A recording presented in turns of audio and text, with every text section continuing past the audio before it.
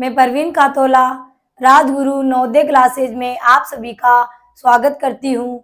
आज हम भिन्नात्मक संख्याओं से संबंधित महत्वपूर्ण प्रश्नों को हल करेंगे और हमारा पहला प्रश्न है वह छोटी से छोटी संख्या जिसे 9/5 के हर में जोड़ने पर एक उचित भिन्न प्राप्त होगी। यानी हमें यहाँ पर एक भिन्न दे रखी है 9/5 और कहा जा रहा है कि इसके हर में छोटी से छोटी संख्या जोड़नी है ताकि हमें एक उचित भिन्न प्राप्त हो जाए। और हमें यहाँ पर ऑप्शन भी दे रखे हैं। ए ऑप्शन है हमारा 8, बी ऑप्शन है 3, सी ऑप्शन है 4 और डी ऑप्शन है 5।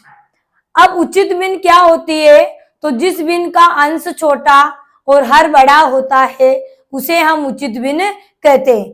इसका मतलब है कि 9/5 जो भिन्न है उसमें जो हर आएगा वो 9 से बड़ा होना चाहिए, यानी 9 जो हमारा अंश है उससे बड़ा होना चाहिए। तो यहाँ पर सबसे पहले छोटी से छोटी के लिए कहा है, इसलिए ऑप्शन में छोटी छोटी संख्या हमारी 3 है, तो हम 3 को हर में जोड़कर देखेंगे।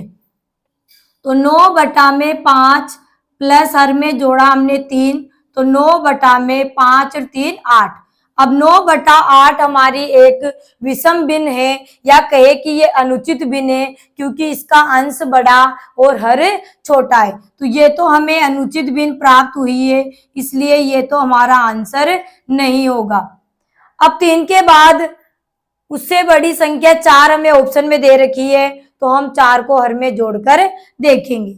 तो 9/5 प्लस 4, तो 9/5 और 4 9, 9/9 आया है और 9/9 कट रहा है 9 के पार से 9 एकम 9, 9 एकम 9 और हमारा आंसर आया है 1। तो ये तो हमारी अनुचित भिन्न भी नहीं है और उचित भिन्न भी नहीं है।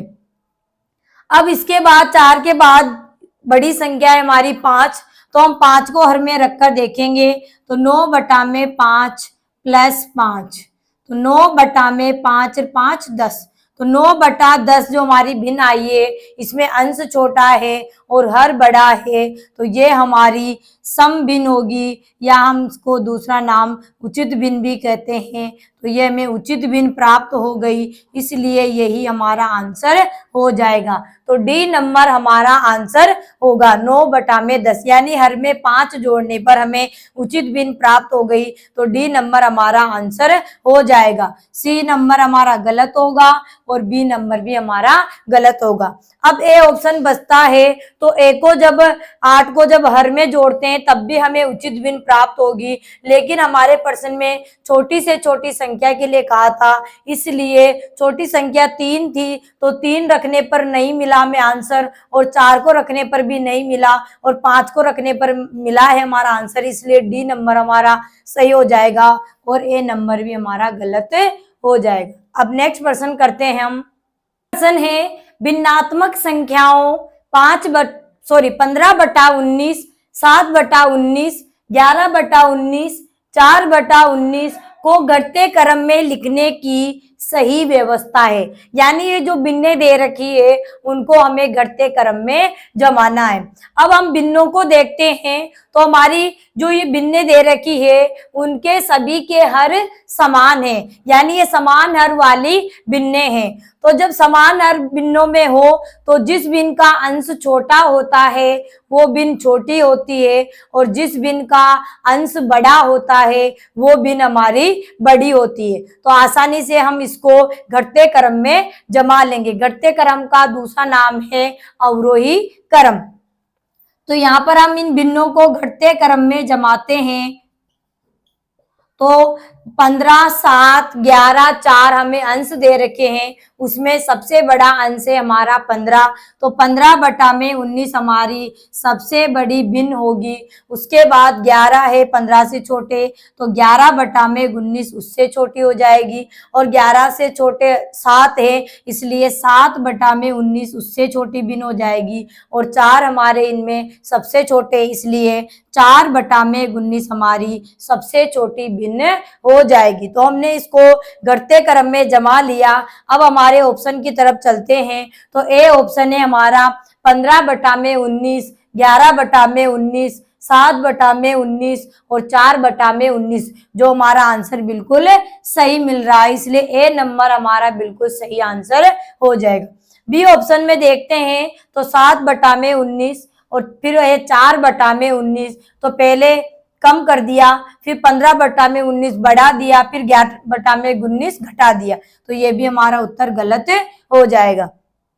सी नंबर में हम देखते हैं तो 4/19, 7/19, 11/19, 15/19, तो यहाँ पर बढ़ता हुआ दे रखा है, तो हमें प्रश्न में घटता क्रम पूछा था, इसलिए सी ऑप्शन भी हमारा गलत हो जाएगा। और डी ऑप्शन है हमारा 4/19, फिर 15/19 बढ़ा दिया, फिर 11/19 घटा दिया, फिर 17/19 बढ़ा दिया, तो डी ऑप्शन भी हमारा बिल्कुल गलत हो जाएगा। अब हम नेक्स्ट प्रश्न करते हैं।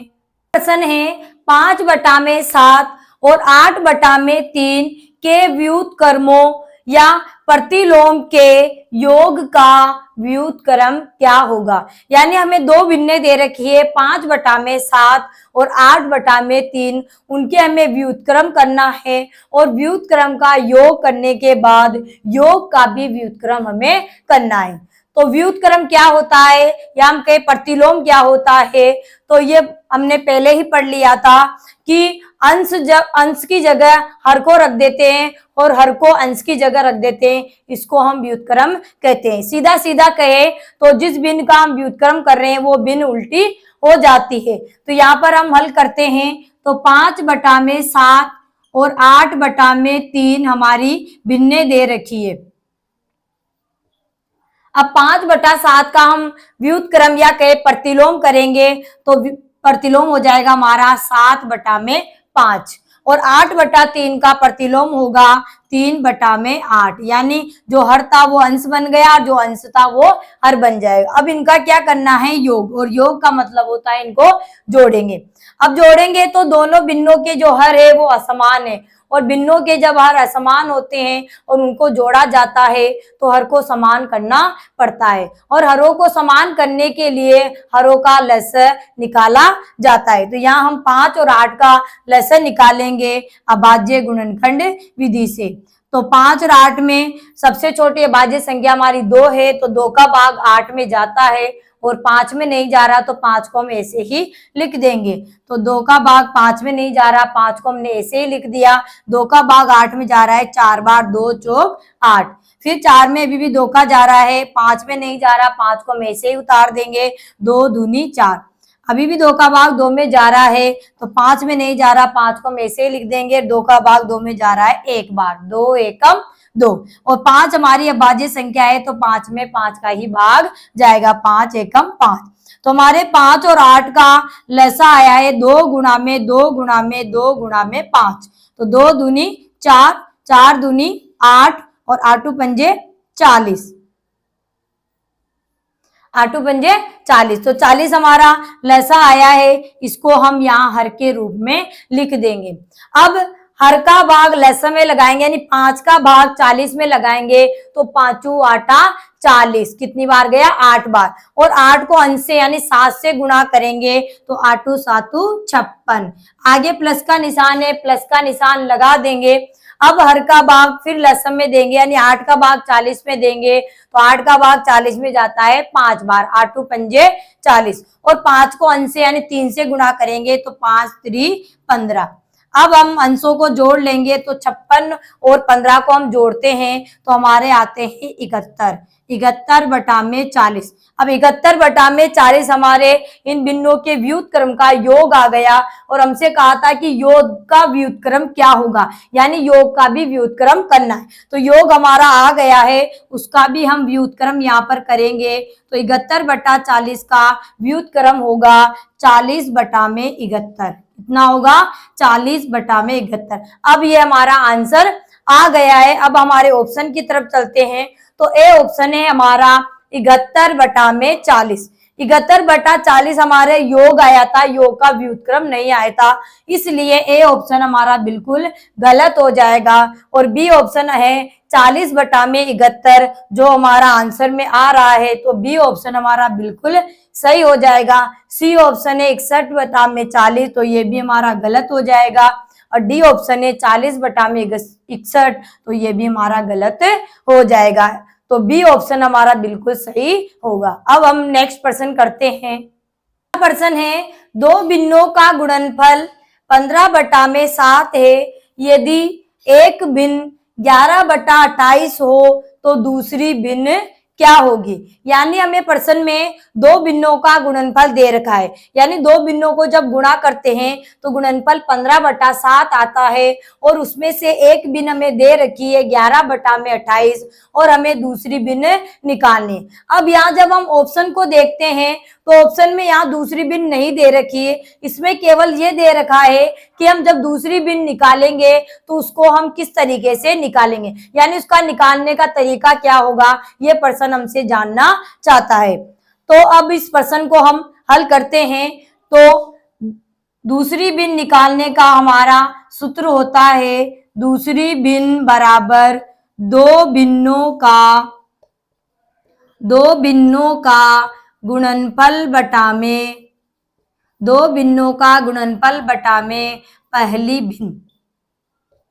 अब इस सूत्र में हम जमाएंगे तो दो भिन्नों का गुणनफल है हमारा 15 बटा में 7, और बटा में पहली भिन्न है हमारे 11 बटा में 28। अब इसको और आगे करते हैं तो 15 बटा में 7 बटा में 11 बटा 28 का हमें भाग लगाना है, और भाग का मतलब है कि हमें 11 बटा 28 का गुणात्मक प्रतिलोम लिखना है। तो 11 बटा 28 का गुणात्मक प्रतिलोम हो जाएगा 28 बटा में 11। अब ये हमारा आंसर आ चुका है, इसके आगे हमें हल नहीं करना क्योंकि ऑप्शन में हमें यहाँ तक ही दे रखा है। अब हम हमारे ऑप्शनों की तरफ चलते हैं। तो पहला ऑप्शन है 15 बटा में 7 गुणा में 11 बटा में 28। तो यहाँ पर इसका गुणात्मक प्रतिलोम नहीं लिखा है, इसलिए ये पहला ऑप्शन हमारा बिल्कुल गलत हो जाएगा। बी ऑप्शन है हमारा 11 बटा 28 भाग 15 बटा में 7, यानी पहली भिन्न में उसने गुणनफल का भाग लगा दिया, तो ये भी हमारा गलत हो जाएगा। सी ऑप्शन है हमारा 15 बटा में 7 गुणा में 28 बटा में 11, जो बिल्कुल सही हो जाएगा। और डी ऑप्शन है हमारा 7 बटा में 15 भाग 11 बटा में 28, यानी जो गुणनफल था उसका प्रतिलोम कर दिया और उसमें पहली भिन्न का भाग लगा रहा है। तो डी ऑप्शन भी हमारा बिल्कुल गलत हो जाएगा। तो सी नंबर हमारा बिल्कुल सही आंसर होगा। इसके बाद हम नेक्स्ट प्रश्न करते हैं। प्रश्न है, दो भिन्नात्मक संख्याओं का जोड़ 8 सही 1 बटा में 4 तथा उनका अंतर 2 सही 1 बटा में 8 हो तो उन भिन्नों को ज्ञात करें। यानी हमें दो भिन्नों का जोड़ का मतलब होता है योग, दो भिन्नों का योग दे रखा है 8 सही 1 बटा में 4, और उन दोनों का अंतर दे रखा है 2 सही 1 बटा में 8, और हमें पूछा गया है कि वो भिन्न ज्ञात कीजिए। तो इस प्रकार का प्रश्न हमने हमारी जो पहली प्रश्नावली थी संख्या और संख्या पद्धति, उसमें भी सीखा था कि वहां पर दिया होता है दो संख्याओं का योग और दो संख्याओं का अंतर। तो बड़ी संख्या और हम छोटी संख्या वहां निकाले थे, तो वहां जो सूत्र लगा था वही सूत्र हमारा इस प्रश्न में लगेगा। तो पहले हम बड़ी भिन्न निकालते हैं। तो बड़ी भिन्न निकालने का सूत्र है हमारा बड़ी भिन्न निकालने का सूत्र होगा योग प्लस अंतर बटा में 2, योग प्लस अंतर बटा में 2। तो योग है हमारा, योग मतलब जोड़ है हमारा 8 सही 1 बटा में 4 प्लस अंतर है हमारा 2 सही 1 बटा में 8, 2 सही 1 बटा में 8 और बटा में हमारे 2। अब ये हमारी जो मिश्र भिन्न है उनको हम विषम भिन्न में बदल लेंगे। तो चारों आटा 32 और 32 में एक अंश जोड़ेंगे तो 33 बटा में 4 प्लस 8 दूनी 16, 16 में एक अंश जोड़े तो 17, तो 17 बटा में 8 और बटा में 2। अब इन भिन्नों को हम जोड़ेंगे तो इन दोनों भिन्नों के जो हर है वो अलग अलग है, और जब भिन्नों को जोड़ा जाता है जिनके हर अलग अलग होते हैं तो पहले हरों को समान करना पड़ता है, और हरों को समान करने के लिए हरों का लसर निकाला जाता है। तो यहाँ पर हम 4 और 8 का लसर निकालेंगे। तो 4 8 का लसा हम अभाज्य गुणनखंड विधि से निकालेंगे। तो 2 का भाग 2 दूनी 4, 2 चौक 8, 2 का भाग फिर 2 में 2 एकम 2, 2 दूनी 4, फिर 2 का भाग 2 एकम 2, 2 गुणा में 2 गुणा में 2, 2 दूनी 4, 4 दूनी 8, यानी 4 और 8 का हमारा लसा आया है 8। अब इस लसा को हम यहाँ हर के रूप में लिख देंगे। अब 4 का भाग हम 8 में लगाएंगे, यानी हर का भाग हम लसम में लगाएंगे। तो 4 का भाग 8 में जाएगा 2 बार, 4 दूनी 8, और 2 को अंश से यानी 33 से गुणा करेंगे तो 33 दूनी 66। आगे प्लस का निशान है, प्लस का निशान लगा देंगे। अब 8 का भाग 8 में देंगे तो कितनी बार जाएगा, एक बार जाएगा, 8 एकम 8, और एक को अंश से यानी 17 से गुणा करेंगे तो 17 एकम 17, और बटा में है हमारे 2। अब इसके अंश जोड़ेंगे तो 66 में जब हम 17 जोड़ेंगे तो हमारे आ जाएंगे 83, 83 बटा में 8 और बटा में 2। अब क्या करेंगे, आगे स्क्रॉल करेंगे तो 83 बटा में 8, और भाग देना है हमें 2 का, यानी भाग का मतलब है 2 का गुणात्मक प्रतिलोम लिखेंगे। तो गुणात्मक प्रतिलोम होता है 1 बटा में 2। 2 का गुणात्मक प्रतिलोम क्या होगा, 1 बटा में 2। अब देखेंगे कि ये भिन्न आपस में कट रही है क्या। अगर कट रही है तो काट लेंगे, और नहीं कटती है तो अंश को अंश से गुणा कर देंगे और हर को हर से गुणा कर देंगे।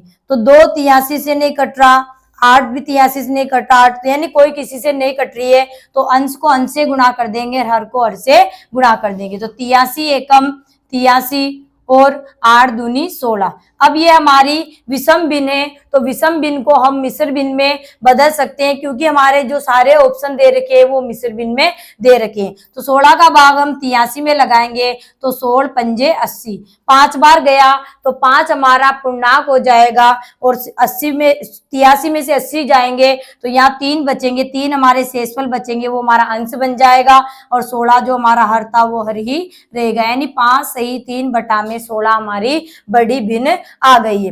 अब हम छोटी भिन्न निकालेंगे। तो छोटी भिन्न निकालने का सूत्र होता है योग माइनस अंतर बटा में 2, योग माइनस अंतर बटा में 2। तो योग है हमारे 8 सही 1 बटा में 4, माइनस अंतर है हमारा 2 सही 1 बटा में 8 और बटा में 2। अब ये मिश्र भिन्न है, उनको हम विषम भिन्न में बदल लेंगे। तो 4 आटा 32, और 32 में एक अंश जोड़े तो 33, तो 33 बटा में 4 माइनस 8 दूनी 16, और 16 में एक अंश जोड़े तो 17, 17 बटा में 8 बटा में 2।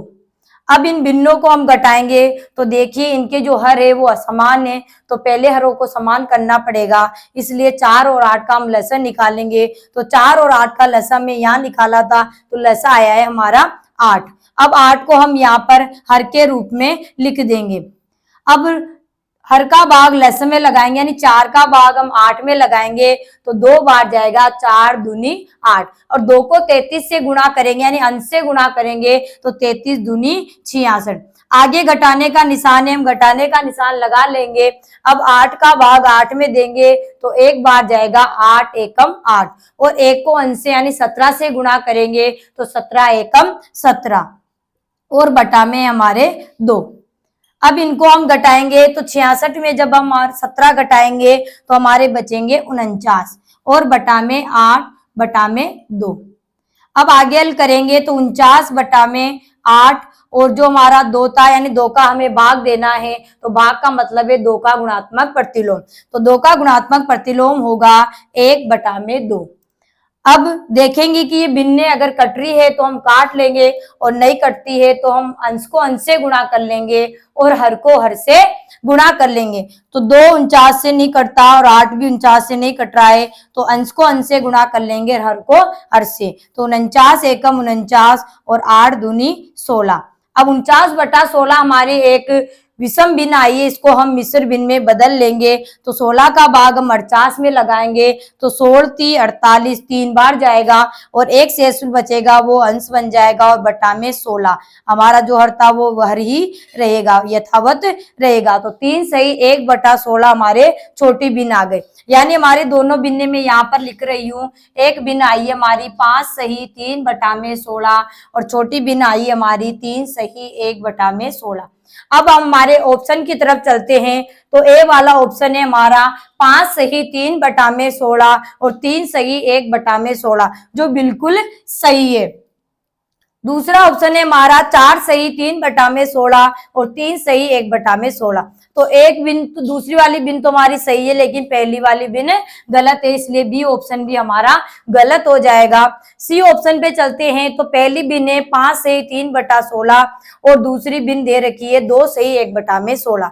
तो बड़ी बिन तो हमारी सही है, लेकिन छोटी बिन गलत है, इसलिए ये भी हमारा गलत हो जाएगा। और डी ऑप्शन में दे रखा है 5 सही 1/16 और 3 सही 1/16। तो बड़ी बिन तो हमारी गलत है और छोटी बिन हमारी सही है, तो डी ऑप्शन भी हमारा गलत हो जाएगा। तो दोनों बिन्ने हमें ए ऑप्शन में मिली है, इसलिए ए ऑप्शन हमारा बिल्कुल सही हो जाएगा। अब इसके जो नेक्स्ट प्रश्न है हम अगले वीडियो में करेंगे। तब तक के लिए धन्यवाद। जय हिंद, जय भारत।